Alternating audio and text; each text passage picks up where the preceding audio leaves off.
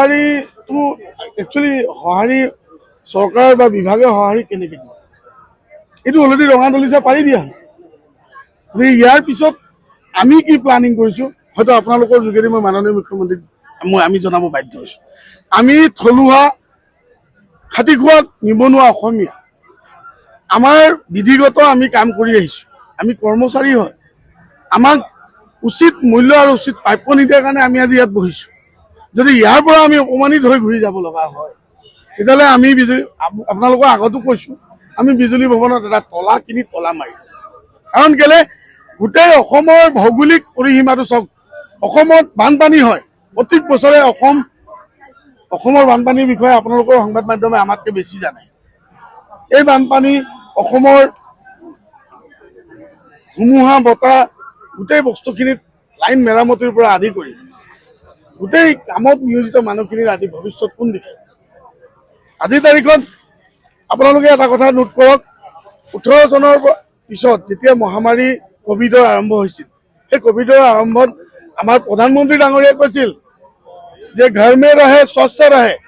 আমাক এচেঞ্চিয়েল পাছ এটা দি আমাৰ কি আমি জীৱ নাছিলোঁ নেকি?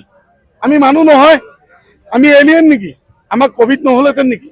কিন্তু আমি এচেঞ্চিয়েল পাছ এখন লৈ আমি কোভিড ডিউটি কৰিলোঁ। পৰিণামত কি দিলে? আমি ভাবিছিলোঁ আমি চাকৰি পাম। পৰিণামত আমাক কি দিলে?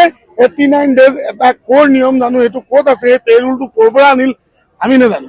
89 ডেজ বেচিছ কৰি মানে আমি মৰিব লাগে। মানে এই ল'ৰা এই 6000 7000 যি মানুহ থলুৱা নিবনুৱা আজি ইয়াত বিভাগত নিয়োজিত হৈ আছে, সিহঁতি মৰে নে জীয়াই থাকে নে এই বিভাগ তথা চৰকাৰ কাৰো কোনো ভূক্ষেপ নাই। গতিকে মই আপোনালোকৰ মাধ্যমেদি মাননীয় মুখ্যমন্ত্ৰীক আকৌ এবাৰ অনুৰোধ কৰিছোঁ যে এইখন বিধানসভাত বাজেট অধিৱেশনত যদি এই শক্তিখণ্ডৰ কৰ্মচাৰীৰ কাৰণে যদি সুকীয়া বাজেট বা কিবা ভাল চিন্তা চৰ্চা নহয় তেতিয়াহ'লে এপ্ৰিল মাহৰ প্ৰথম সপ্তাহত তলা মাৰি দিয়া হ'ব APDCL ফণ্ডত। আৰু আমি তলা মৰাৰ পিছত জোৰদাৰ টানিবলৈ নহয়, গুলি মাৰিবলৈ আপোনাৰ সেনা বাহিনী পঠিয়াব। আমি অসমীয়া ল'ৰা গুলি খাম APDCL ফণ্ডত। মাৰিব যদি দম আছে মাৰিব, আমি মৰিব দম আছে, কাৰণ আমি মৰিব দম ৰাখি কাম কৰিছোঁ। আপুনি 33 kV লাইনটোক মেইনটেনেঞ্চ কৰি চাব, লাইন ডিছকানেক্ট কৰাৰ পিছতো খালী হাতে চুব নোৱাৰি, তাত ব্ৰেক মাৰে। আমি তেনেকুৱাত কাম কৰোঁ, প্ৰত্যেক দিন জীৱনটো মৃত্যুৰ লগত খেলা কৰি কাম কৰোঁ। তাৰ পৰিণতিত আমাক কুকুৰৰ নিচিনা জীৱন দিবলৈ অধিকাৰ ক'ত পালে? গতিকে মই ইমানে কৈছোঁ, আমি এই আন্দোলনস্থলীত আমি পিছপুলি ভাৰতীয় সংবিধানক সন্মান কৰোঁ। আমি ভাৰতীয় নাগৰিক হৈ আমি শ্ৰম আইনটোক সন্মান কৰি আমি বহিছোঁ।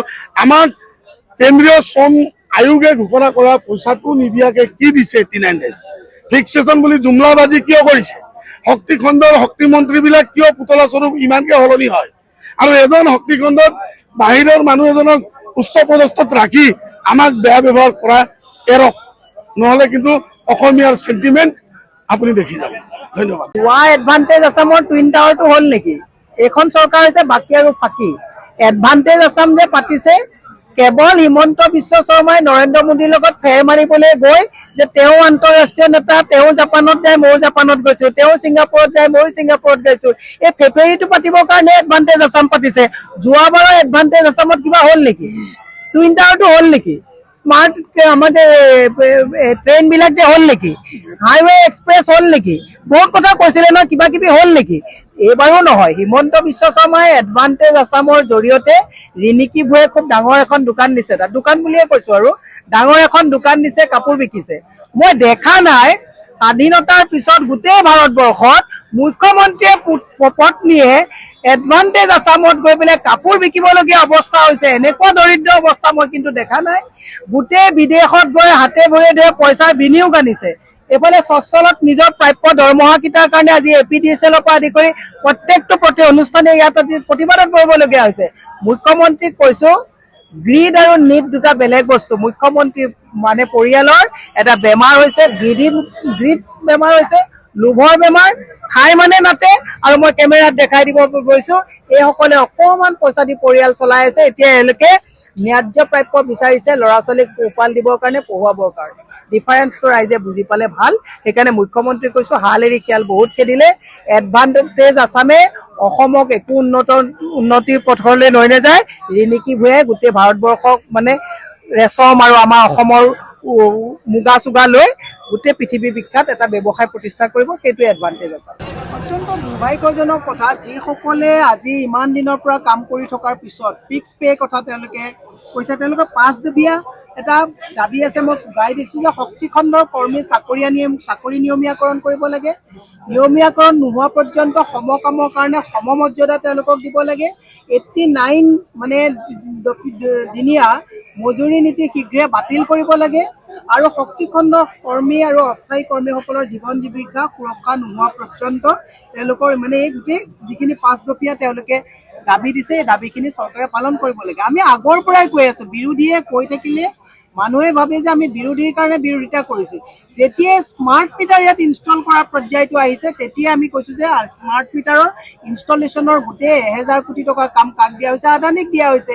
এদেও দুদেও লুটানিয়াৰ চেওকে এওঁলোকক আউটচোৰ্চ কৰি লাহে লাহে APDCL-টো যদিও এতিয়া প্ৰফিটত আছে, তেওঁলোকে প্ৰফিট নথকা দেখুৱাই এওঁলোকক ছাটাই কৰা এটা ষড়যন্ত্ৰত চৰকাৰ মানে নিমজ্জিত হৈছে। সেইকাৰণে আমি হিমন্ত বিশ্ব শৰ্মাক কৈছো, হিমন্ত বিশ্ব শৰ্মাই কৈছে যে অসমত প্ৰতিবাদ নাই।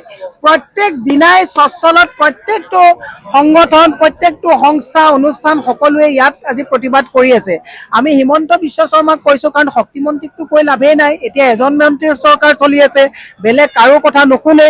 হিমন্ত বিশ্ব শৰ্মাক কৈছো, APDCL-ৰ যিসকল মানুহে নিজৰ জীৱনটোকো তেওঁলোকে তুচ্ছ তাচ্ছিল্য কৰি কাৰেণ্ট কাটাৰ পৰা, কাৰেণ্ট লগোৱাৰ পৰা, মিটাৰ ৰিডিং কৰাৰ পৰা গোটেই শ্ৰম দান দি আহিছে। এইখিনি মানুহক যোনে পোহৰ দিয়াৰ ক্ষেত্ৰত তেওঁলোকে তেওঁলোকৰ পাৰিশ্ৰমিক দি আহিছে আৰু সেইখিনি মানুহকে অন্ধকাৰত লৈ যাবৰ ভৱিষ্যতে তেওঁলোকে এটা প্ৰয়াস কৰিছে। সেইকাৰণে মুখ্যমন্ত্ৰীক কৈছো, বহুত হ'ল, হাল এৰি খেল বহুত খেদিলে। গতিকে APDCL-ৰ যিসকল প্ৰায় 5000ৰ ওপৰত কৰ্মচাৰী আছে, তেওঁলোকৰ যি 5 দফীয়া দাবী আছে, এই দাবীসমূহ পূৰণ কৰে। আজি তাৰিখত চাওক, বস্তুৰ ইমান আকাশলংঘী দাম হৈছে। 12,000 টকাত 15,000, 12,000, 17,000 টকাত 3টা স্লেব আছে। 5 বছৰ, 10 বছৰ আৰু 10 বছৰ বা 15 বছৰ ওপৰত 17,000 টকা। 17,000 টকাত চাকৰি কৰি এটা পৰিয়ালে কেনেকে মানে এটা পৰিয়াল চলাব পাৰে, ইয়াক বৃহৎ প্ৰশ্ন। সেইকাৰণে মুখ্যমন্ত্ৰীক আমি টানি দাবীও জনাইছো যে কেৱল যে ইয়াত APDCL-এ যে আজি মানে ধৰ্মঘট কৰি আছে এনেকুৱা নহয়। গোপাল মৈত্ৰীসকলে আজি 18 দিন তাত বহি আছে। নৈতিকতাৰ খাতিৰত মেমৰেণ্ডামখন নিবলৈ আহিবলৈ তেওঁলোকৰ সময় পোৱা নাই। তাতে আপোনালোকে দিছে ফিজিকেলি হেণ্ডিকেপ সকলে আজি তাত তেওঁলোকৰ দাবীসমূহ পূৰণ কৰিবৰ কাৰণে আজি তাত অন্নখনত বহিছে।